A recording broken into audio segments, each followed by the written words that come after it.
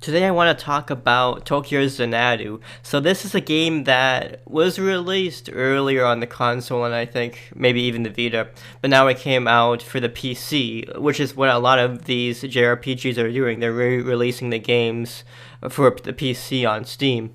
So this new version, Tokyo Xanadu, it's actually called Tokyo Xanadu EX Plus Edition. It has extra content at the end.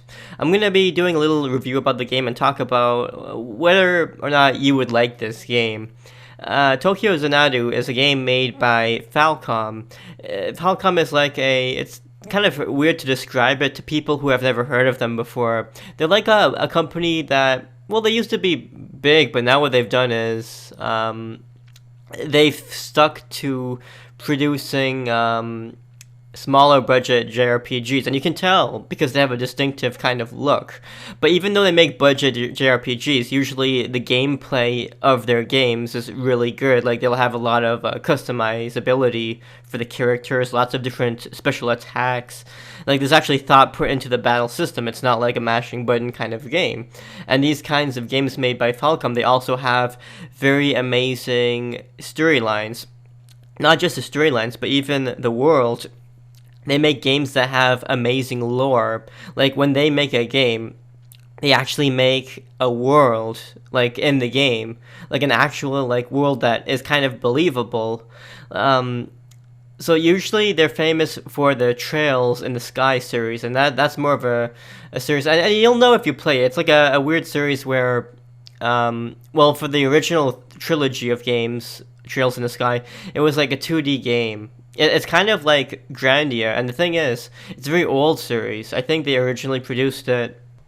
They were originally produced back in the very early 2000s. I think the original game even came out in 2004, and I think originally their intention was to put the games more for portable systems. That's why it has a low budget look. But people love the game so much that they kept doing what they were doing, like making these kind of lower budget games that have smaller development studios.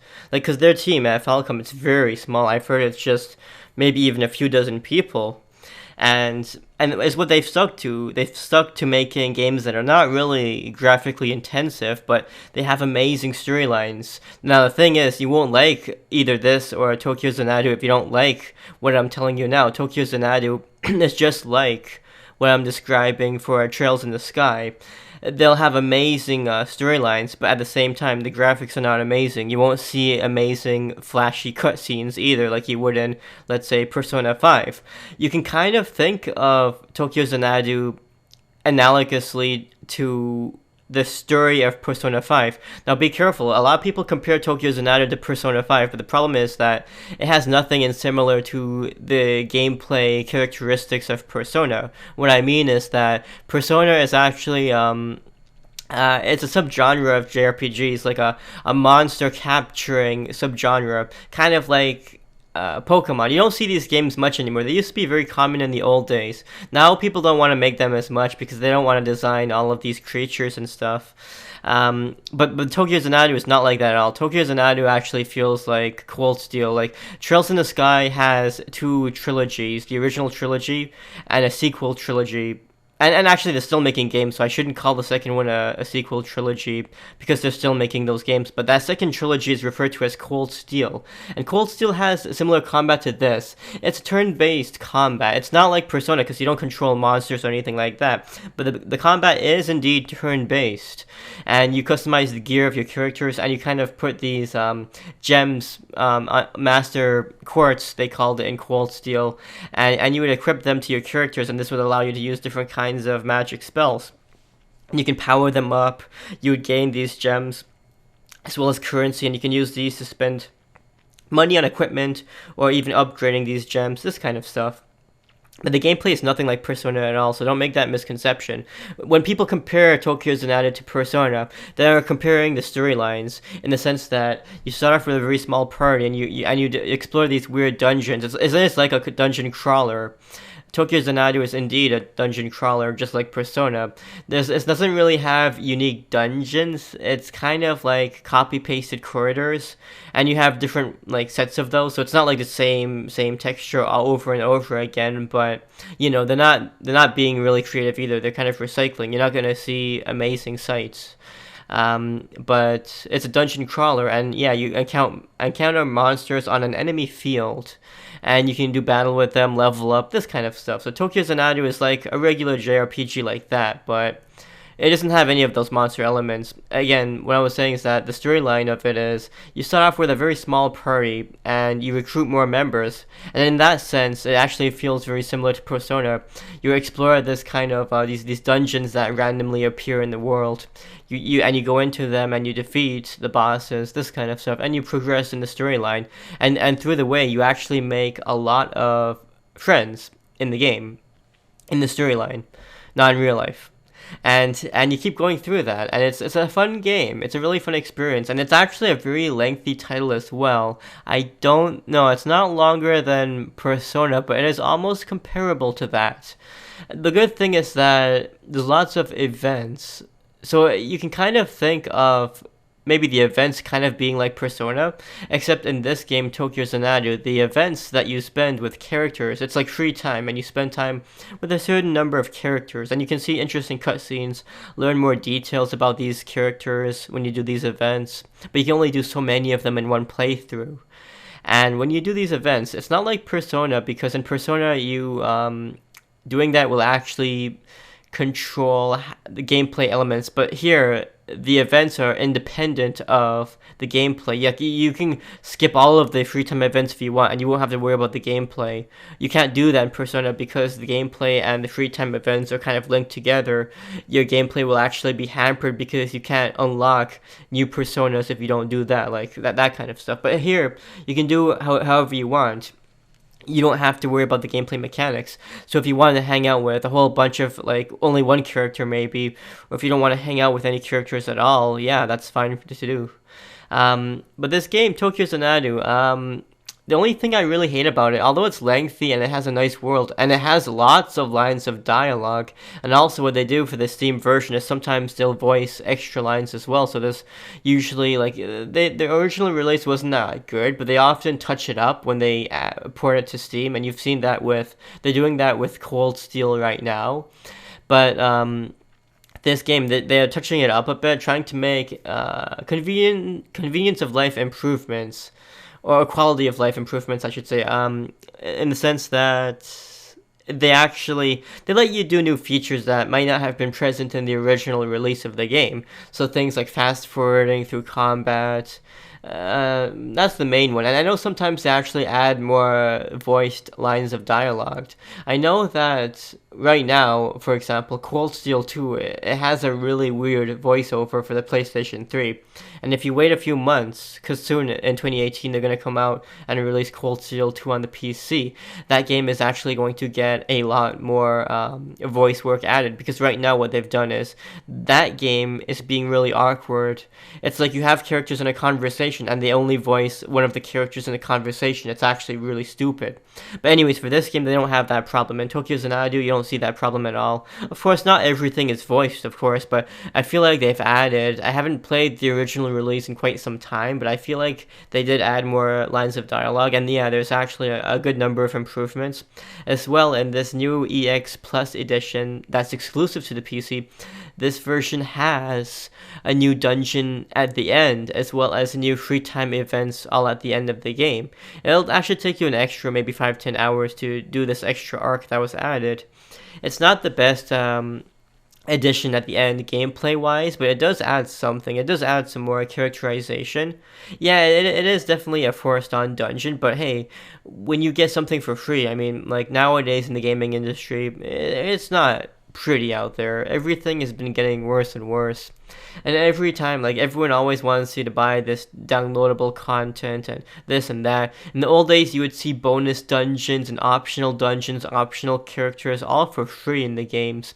But you don't see that nowadays. So when you see something like in this game, the PC release, having an extra dungeon at the end, I can't help but feel amazed at what I'm getting. So I've talked about the game. The gameplay is fine. Like the thing is, you have to be able to enjoy the turn-based combat. I know that some people don't like the low budgetness of the cutscenes, and this game is no exception. I think that Trails, like if you don't like games like Metal Gear Solid 4 that are very narrative intensive, you won't like this game. I actually think that the Trails series, as well as this one, Tokyo Xanadu, it has some of the longest cutscenes I've ever seen. I don't. It's not a bad thing. It's meant to be very narrative intensive. It's meant to be a game where you can really see a lot of amazing stuff. But if you don't really like, it doesn't happen too much. But if you don't like an hour or 2 hours of cutscenes, you might not like this game. I've seen people trying to force their way into this series, and what they do is they'll like watching something else while they're mashing the button to go through the cutscenes, and that's not a way to play it at all. The game actually does have a really good story. I think that if these people were given maybe the budget of Persona or even more than that, yeah, this game might have even like been better than that. This game came out years ago, and then yeah, it actually independently, of course, no one copied because this game came out years ago, but this game actually has plot events that are very similar to Persona 5, and it's pretty funny when you play through the game, like the hackers and stuff like that. Like it's actually so similar the way they recruit different archetypes of characters into the party. And I can't help but feel if these people were given a bigger budget to do something more crazy, yeah, this game would have become a lot more popular, maybe even surpassing that of Persona. But this game, yeah, you'll see lots of cutscenes that are just characters' heads just bobbling back and forth, and you'll just see lots and lots of lines of dialogue. And if you don't like that, you probably won't like to play this game. This game, I don't think that it's not grindy and it's not too story intensive. I want to say that it's equally balanced. It's not like MGS4. MGS4 had like 10 times the amount of cutscenes for gameplay. This is not like that game, no. This is a dungeon crawler, but you'll have about equal parts gameplay and storyline. But the storyline parts, yeah, they are intensive, and you will get plot developments in these games. And yeah, some of the plot events will take upwards of an hour or two. And that's not to say that you have to sit along all day. Like what I do is, if I get cut in a really big cutscene, I will actually just pause the game, and you can pause the game in these games anytime. It's not like the old days where you hit the start button and everything gets skipped. No, you can pause it anytime and come back to it later. Just leave the console on, because I know a lot of adult gamers that like this kind of narrative-based story. They don't have time for really, really long cutscenes because, sometimes you have to get back, and a whole bunch of things pop up in real life that you have to deal with sometimes. So yeah, if you don't like the long, lengthy cutscenes, and if you don't care about lore that much, you won't like this game as much. I like that this game is independent. It doesn't like do anything stupid like leave big cliffhangers or anything like that. And the game actually does have a couple of surprising twists that I didn't really expect. And I've played a lot of games, and I'm used to seeing a whole bunch of these commonly used video game tropes. The common plot events, plot techniques that you see them always use, and sometimes there's a couple of plot events I wouldn't expect. Yeah, like this game really does have a good, interesting atmosphere, but again, it's really budgeted. Now, I know people would say that, not Persona 5, but I know that Persona 3 and 4 are really budgeted games because you barely get an area to explore and you get randomly generated dungeons.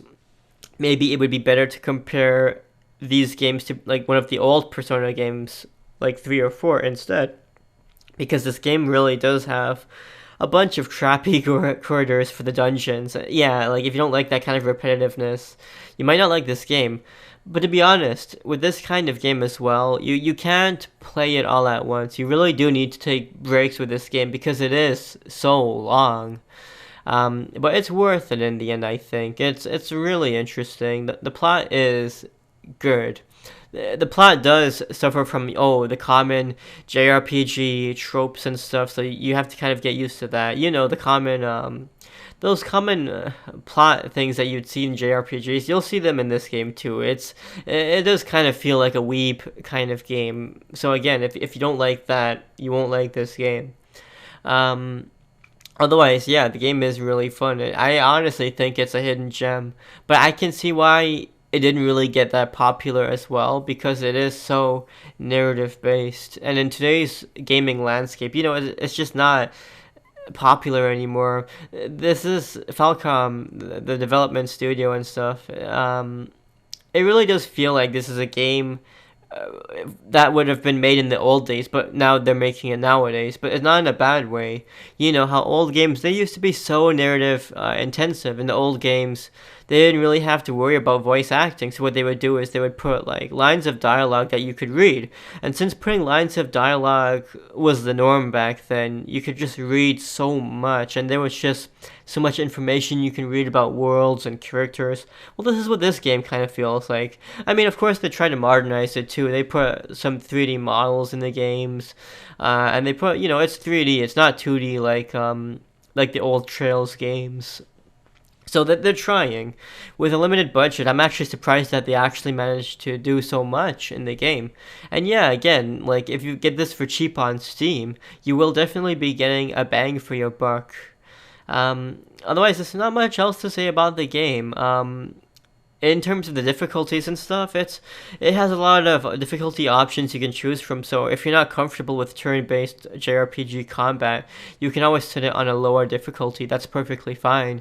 I think that the game, although there is so much of the world and dialogue and stuff, I still do think that it is a very easily approachable game, even if you're not really big into JRPGs. I think that, yeah, you should even go ahead and give this game a try. It really is a hidden gem, especially with the PC edition making new changes and actually adding on a tiny arc at the end of the story, like an extra dungeon and also an extra party at the end where you can interact with the characters one last time. Yeah. The game isn't even that tough. Like, it's true that when I played it, I didn't get, because this game actually does have multiple endings, but you can actually just go back and get the correct ending. It's not that much of a big deal, actually. You can just go back to the shops and buy the required items. So it's not the true ending, and the optional dungeons, they're not really missables, because you can, as long as you just make a save maybe an hour before the final dungeon, not the optional dungeon, but the final dungeon, yeah, then you can, no spoilers, but yeah, you can just go back, get the required items, and you can get the true ending. So it's not like the game is even bad like that either. No, you can go back and fix that. So I was able to fix, because originally I got the bad ending, and actually I hear that sometimes you actually have to get the bad ending first before you can go back and do the good ending, the true ending, and yeah, so I did that, and yeah, I got through with it. It was fine. I looked at it, and I think it is missable, but you have to be kind of trying to miss it. As long as you just save in different slots and go back, you can do what's required to get the true ending. Overall, yeah, I really love this game. It's a really good game. I wish more people had the opportunity to play through it, because it really is a hidden gem. All of these Falcom games are kind of like hidden gems to me. I got into them maybe like a couple of years back, and they were really bad, actually, because back then, they kind of rushed out some of the games, and some of the games actually did have poor translations back in the day. Now they're re-releasing the games, and now they're doing a much better job, I would say. So yeah, pick up this game. It's really good.